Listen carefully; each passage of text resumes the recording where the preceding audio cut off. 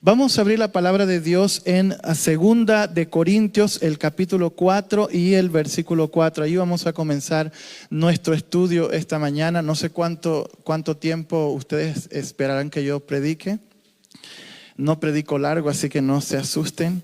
Pero en Segunda de Corintios, capítulo 4, versículo 4, encontramos un texto muy interesante. ¿Alguna vez ustedes se han preguntado por qué, si la Biblia es tan clara y tan evidente lo que dice allí, por qué hay tantas personas que la leen y no la entienden? Por ejemplo, si yo les digo, ¿habla la Biblia de un día especial que Dios tiene? ¿Qué día es ese? ¿Lo han leído allí? ¿Y por qué tantas personas teniendo este mismo libro hoy no están aquí? ¿Qué es lo que sucede? Saben, este versículo nos explica un poco por qué es que hay cosas tan evidentes y claras en la Biblia que todavía muchos no lo comprenden. ¿Qué dice el texto? Miren lo que dice la palabra de Dios en 2 Corintios 4, versículo 4. Bueno, ahí está en la pantalla. Dice: en los cuales el Dios de este siglo, miren que ese Dios está en minúscula, en los cuales el Dios de este siglo, ¿qué ha hecho? Cegó el entendimiento de ¿quién? ¿Para qué? Para que no les resplandezca, ¿qué cosa? La luz del evangelio de la gloria de Cristo, el cual es la imagen de Dios. ¿Quién es ese Dios de este siglo? De paso, Pablo no está diciendo que el diablo es el Dios de la tierra. No, él se cree. Él cree que somos su posesión, pero realmente sabemos que el Dios de la tierra es Jehová. Amén. Pero el Dios de este siglo, ¿quién es? ¿De quién está hablando? Es Satanás. ¿Cuál es la obra del diablo? ¿Qué es lo que hace el diablo con nosotros? Dice que nos da ceguera. Es una ceguera que leyendo el texto no entendemos. Ahí dice sábado, sí, pero yo me voy para otro lado. Allí dice, no tomarás el nombre de Dios en vano, pero yo lo tomo en vano. El diablo es el encargado, amados, de cegar nuestros ojos, para que aún viendo el texto, aún escuchando la palabra, no podamos comprender la luz, porque el evangelio ¿qué es? Es luz. Pero esa luz no cae sobre los que están ciegos. Es por eso que es difícil el tratar de que la gente comprenda lo que pareciera a nosotros es que está tan evidente. Es que de Génesis a Apocalipsis está. ¿Cómo no lo puedes ver? Es porque el enemigo está haciendo su trabajo. Pero hay otro problema. Miren, no solo es el diablo. Primera de Corintios capítulo 2 ahora y el versículo 14 nos presenta otra razón por la cual muchos leyendo no entienden. Fíjense lo que dice Primera de Corintios capítulo 2 versículo 14. ¿Lo tenemos? Dice así: pero el hombre que natural, ¿qué pasa con él? No percibe las cosas de ¿qué? Que son espirituales. ¿Por qué?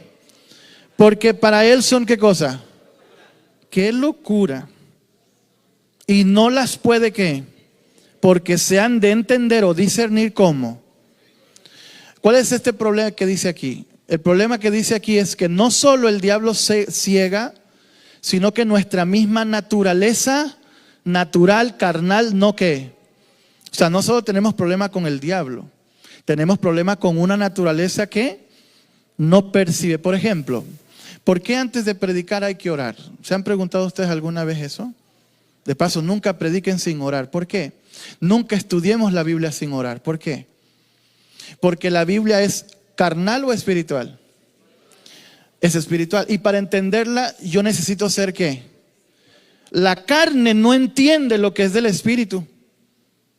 El mensaje de esta mañana es espiritual. Por eso, si yo quiero entender el mensaje de esta mañana, yo necesito ser ¿qué? ¿Y cómo hacemos eso? Necesitamos al Espíritu Santo, ¿no es así? En nuestra vida, para que, dice, es que lo espiritual entiende el mensaje espiritual. Pero la carne, para la carne, este mensaje es una locura. ¿Cómo es eso que ustedes van a dejar de trabajar este día si hoy es un día de negocio? Eso es una locura, ¿eh? ¿Qué hacen aquí? Hoy hay tanto que hacer. Parece alguien que escucha eso y dice, eso es una locura. Para la carne, a la carne le cuesta entender que Dios dice, ¿sabes qué? De tus ganancias, el 10% lo traes acá. Pero ¿cómo? Eso es una locura. Si no me alcanza con 100, ahora me va a alcanzar con 90.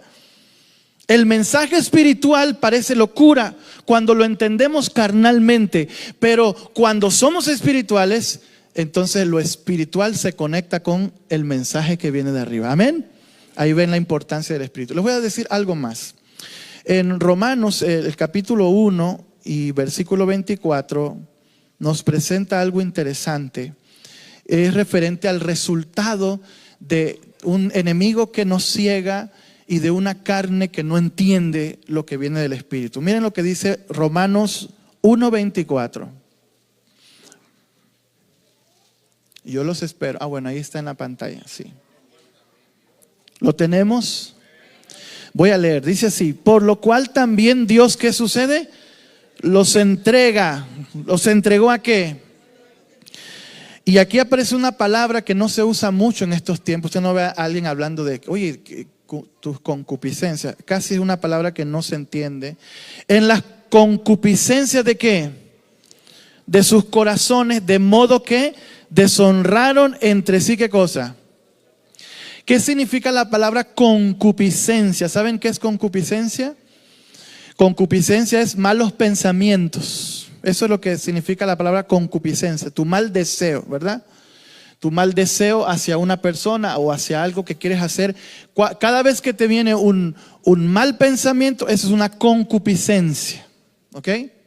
Fíjense lo que está diciendo la Biblia, que el diablo nos ciega y que como somos carne no entendemos el mensaje que viene del Espíritu, entonces por eso somos entregados a nuestros malos pensamientos, para actuar conforme a nuestra corrupción. ¿Están conmigo? ¿Estamos captando el mensaje? Ahora la pregunta es, ¿y entonces cómo vamos a hacer para predicar el evangelio si esta situación está tan difícil? ¿Cómo llego yo con el evangelio a una persona que está cegada?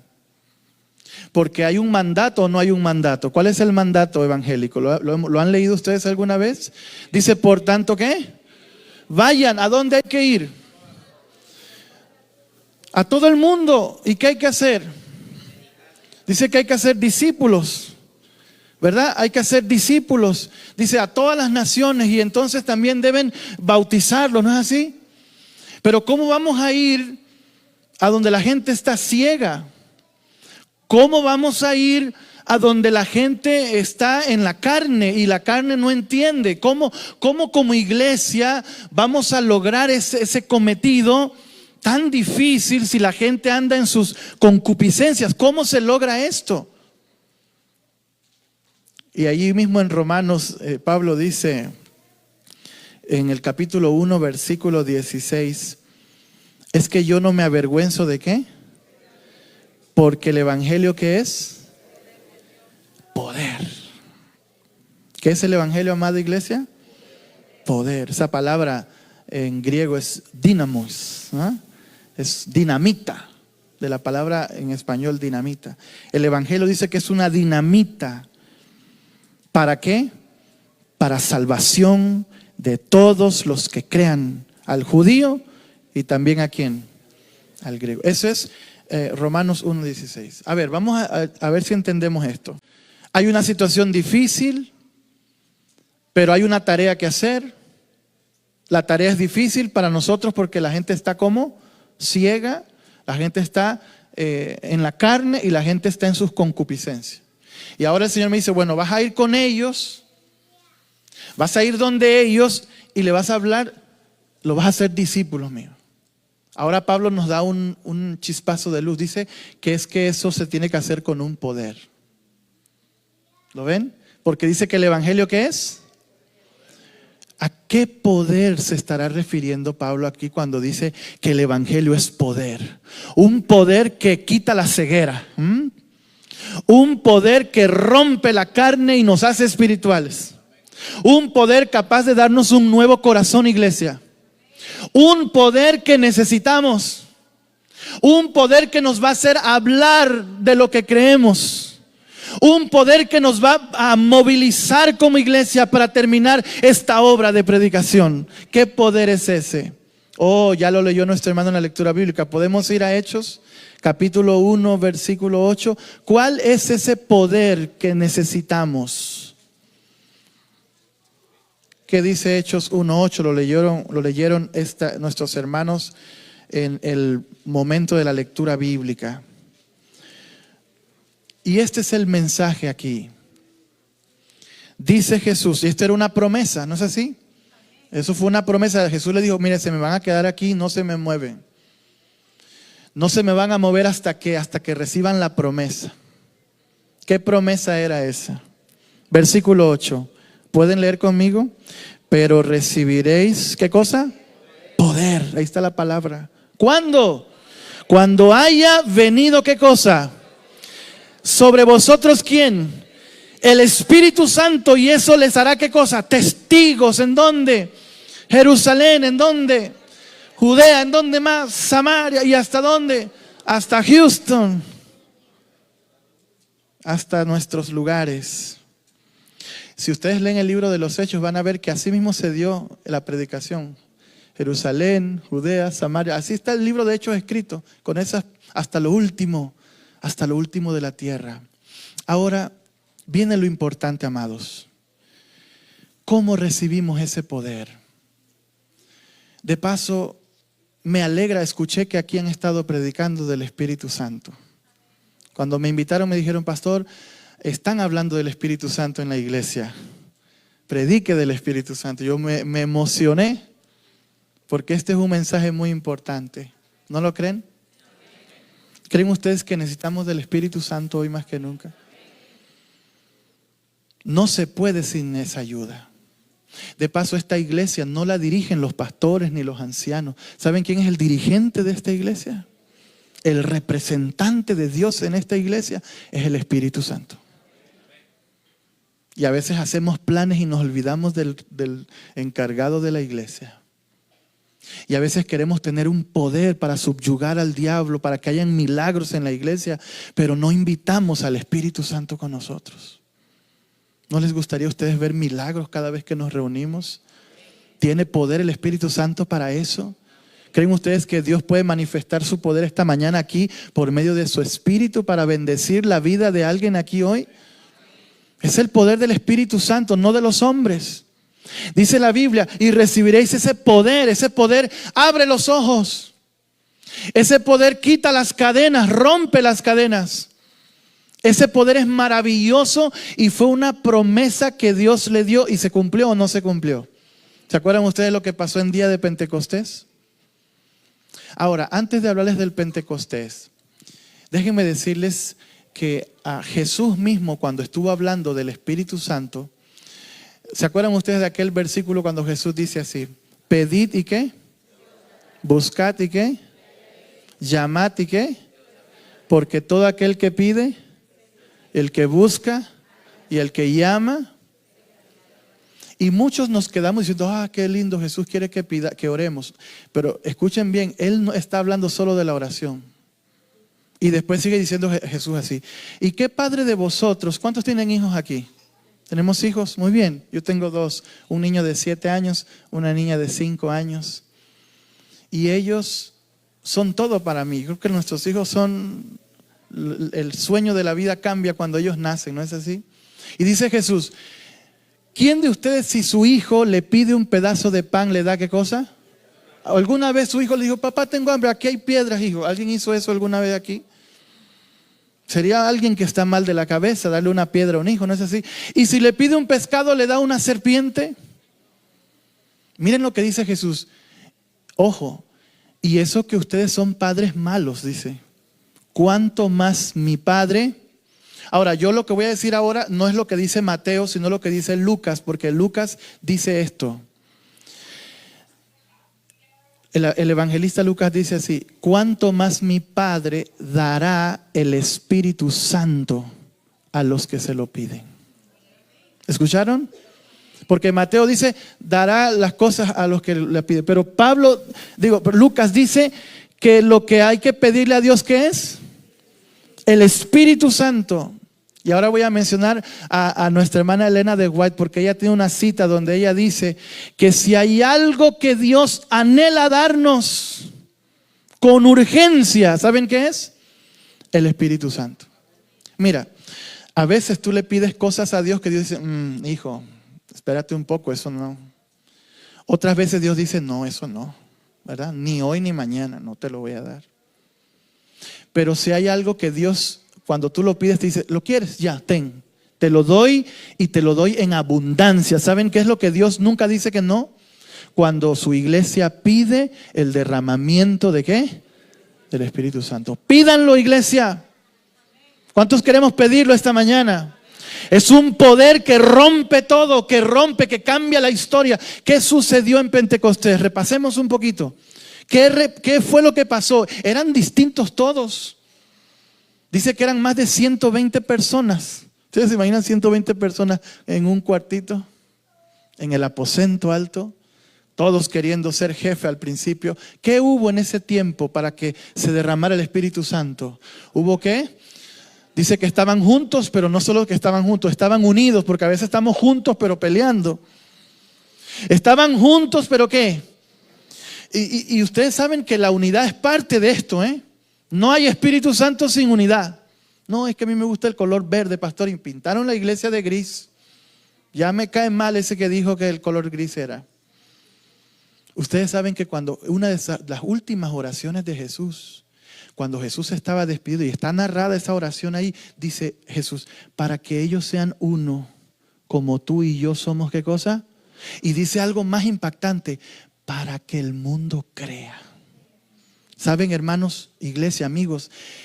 El mayor sermón que le podemos dar a Houston es una iglesia unida. Ese es el mayor testimonio. Cuando esa gente está con un solo corazón. ¿Saben cómo se logra eso? Cuando le abrimos el corazón al Espíritu Santo. Nos va a dar la unidad perfecta. No uniformidad, porque eso se confunde. Ahora todos van a usar el saco rojo vino y van a hablar como yo. No, eso no es unidad. Eso es un militarismo. Unidad es amarnos en nuestra diversidad. Amarnos aunque pensemos que el gris no es el color que debería llevar la iglesia. Nos vamos a amar, a respetar, vamos a caminar juntos a predicar este lindo evangelio con poder del cielo. Amén. Oh, hermanos, y se derramó el Espíritu. Ahora, cuando se derramó el Espíritu, hermanos, Pedro se levantó y predicó un sermón que teológicamente muy malo. Como si hubieses ido a la universidad, el maestro ha dicho, no, Pedro, no pasas como predicador, no te va a ir bien. Pero ese día se bautizaron ¿cuántos? Un sermón malo, bosquejado malísimo. Para demostrarnos que no es tu capacidad, es el poder de Dios. No es tu elocuencia, no es tu cantidad de conocimiento, no son tus años en la iglesia. Es lo que el Espíritu puede hacer en tu vida si abres el corazón. Ahora, ¿cuántos de ustedes han leído Joel 2:28? ¿Lo han leído? De paso, cuando Pedro predica, él dice que lo que se está cumpliendo es Joel 2:28. ¿Lo han leído? ¿Qué dice Joel? Vamos a leerlo. Quiero compartir con ustedes de Joel 2:28 y vamos a leer hasta el 31. Joel 2 del 28 al 31. ¿Saben que lo que pasó en Pentecostés ya Joel lo había visto en visión? Lo que pasó en Pentecostés, que todos hablaron en lenguas, que se bautizó mucha gente, que hubo un estruendo, que recibieron llamas, ya eso había sido anunciado 500 años antes. Y dice la Biblia, Joel 2:28, y después de esto, ¿qué cosa? Derramaré mi espíritu sobre algunos, sobre toda carne. ¿Y qué harán? Profetizarán vuestros hijos y vuestras hijas. Vuestros ancianos soñarán sueños. Vuestros jóvenes verán visiones. Y también sobre los siervos y sobre las siervas derramaré mi espíritu en aquellos días. Y daré prodigios en el cielo y en la tierra, sangre y fuego, columnas de humo. Y el sol se convertirá en tinieblas y la luna en sangre antes de que venga el día grande y espantoso de Jehová. Eso fue lo que pasó en Pentecostés. Ahora, ¿sabían ustedes que esa profecía no se cumplió totalmente ese día? Por ejemplo, ustedes leyeron ahí, dice que el sol se convertiría en tinieblas. ¿Se convirtió el sol en tinieblas en Pentecostés? ¿La luna en sangre ese día? Quiere decir que hubo un cumplimiento, ¿qué? Parcial. Lo que pasó en Pentecostés es lo que nosotros conocemos como lluvia temprana. No sé si alguno de ustedes conoce cómo es la agricultura en algunos países. Hay una lluvia que cae a los primeros inicios del año, que es la que hace germinar las primeras semillas. Eso en Israel se llamaba lluvia temprana. Era la lluvia que preparaba los frutos. Había una cosecha, sí, pero era una cosecha de primicias entre los meses de marzo y abril. Pero para los meses de octubre, septiembre, octubre, había una lluvia que era conocida como la lluvia ¿qué? La otra lluvia, esa lluvia era la cosecha final. La lluvia tardía caía para ya hacer la cosecha final de los frutos de la tierra. Entonces, lo que sucedió en Pentecostés, Joel está hablando de la lluvia temprana que cayó en Pentecostés. Pero falta ¿cuál lluvia, iglesia? Falta una lluvia. ¿Cuántos quieren que llueva? No, pastor, yo no traje paraguas. Recuerden, lo espiritual se entiende espiritualmente. Escuchen bien. Este mundo muy pronto va a recibir la bendición de lo que sucedió en Pentecostés multiplicado. Porque lo que pasó en Pentecostés solo fue una llovizna, como lo que va a ocurrir pronto a este mundo. Amén. Y alguien dirá, ¿y eso usted cómo lo sabe, pastor? Abran su Biblia en Apocalipsis, capítulo 18. Este es el último texto que voy a leer. Miren lo que dice Apocalipsis 18:1. ¿Saben que este versículo está hablando de ese evento? Miren lo que dice la palabra de nuestro Dios por Juan en el Apocalipsis, el capítulo 18 y el versículo 1. Fíjense la fraseología y todo lo que nos comenta Juan que vio. Después de esto vi a otro ángel. Y este ángel dice que desciende ¿de dónde? ¿Y cómo viene? Con dinamita, con dínamos. Este ángel desciende del cielo con un poder increíble. ¿Y qué sucede con la tierra? La tierra fue, ¿qué cosa? Se va a alumbrar la tierra, amados. No sé cómo va a ser eso, pero yo quiero ser parte de esa fiesta. Amén.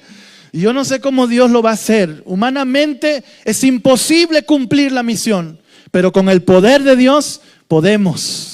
Porque Dios va a usar a los niños. Me encantó escuchar a la jovencita que cantó aquí. Dios va a usar nuestros niños. Vi a los jóvenes que estaban del otro lado. Me encanta cómo Dios puede usar a los jóvenes en este tiempo. Dios puede usar a todos y los va a usar a todos en el tiempo final. Ese es el sermón, iglesia. Esa es la invitación de Dios. Ahora yo quiero hacer un llamado muy especial. Aquellos que quieren prepararse para ese evento que va a ocurrir muy pronto. La lluvia tardía. La lluvia tardía es la recepción del Espíritu en el corazón. Hay cosas que tenemos que cambiar. Solo el Espíritu te puede hacer cambiar. Hay cosas que tienes que reconocer y solo el Espíritu te puede ayudar a reconocer. Porque el trabajo del Espíritu es convencernos de justicia, de juicio y de ¿qué más? Del pecado. Ustedes saben, amados, que cuando se predica, yo voy a tener una campaña dentro de unos días aquí en Cypress, y cuando se predica uno le dice a los que no se han bautizado, mira que Dios está tocando la puerta. ¿No lo han escuchado ustedes? Ese versículo se usa mucho para los impíos, para los que están sin Cristo. Decimos, el Señor está tocando la puerta. Pero si usted lee la Biblia realmente, ¿ha leído usted dónde está ese mensaje de tocar la puerta? Y si está en Apocalipsis, pero ¿en qué mensaje está? ¿Saben a qué iglesia se le dice que le abra la puerta? Está en el llamado, escuchen bien, ese versículo que por años hemos usado para decir a la gente que está allá, hoy abre tu corazón, y no está mal usarlo para la gente que no abre tu corazón, pero en el texto, en el contexto, es un llamado a la iglesia. Imagínense, una iglesia que tiene a Jesús por fuera, y el dueño de la iglesia tiene que tocar, oye, ¿me dejan entrar? ¿Habrá espacio para mí allí? Esa es la invitación del Espíritu esta mañana. Porque si Él entra, Él va a tomar el control. Y si Él toma el control, vamos a cenar y a vencer con Él. Dice, esto yo se los digo para que venzan como yo vencí. Y me he sentado en el trono con mi Padre. ¿Cuántos queremos al Espíritu Santo? ¿Te gustaría ponerte en pie y decir, Señor, aquí estoy? No soy el mejor vaso del mundo, pero soy un vaso de barro que puede recibir esta mañana los tesoros celestes. Voy a invitar al team de alabanza. Y hay un himno que yo voy a cantar con ellos. Ellos no me invitaron, pero aquí el que manda es el Espíritu. O si necesitan una voz más en el grupo, estoy invitado. Gloria a Dios.